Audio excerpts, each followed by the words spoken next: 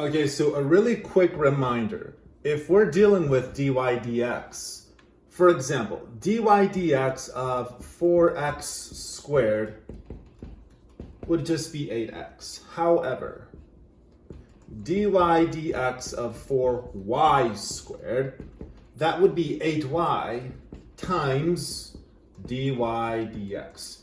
So the point is, whenever you're doing dy dx, if there's x's involved, just do the regular derivative and that's it.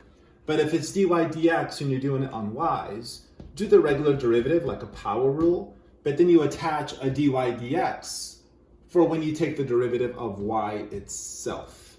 So let's try the problem that you had. And we want dy dx. So let's take the derivative here. Now the derivative of cosine is negative sine.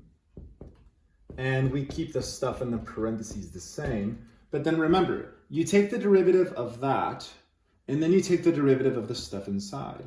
So the derivative of cosine is negative sine, and you keep that stuff the same, but then you multiply by the derivative of the stuff inside. Well, let's see, the derivative of x is 1, addition. The derivative of y is dy dx. And here's my equal sign, and the derivative of x is just 1.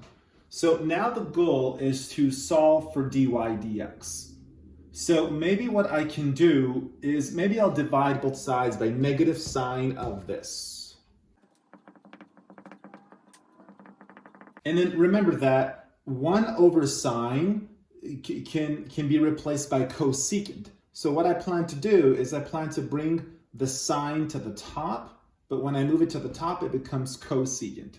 That's based on the trig identities from pre-calc. So here's what I have. So that's what I have right here. I kept the negative with it. That stayed the same. It's just that the sine turned into cosecant because you moved it from bottom to top. And then to isolate dy dx, just subtract 1 to this side. So I'll subtract 1 there and I'll wipe it off from there. So that is technically the answer.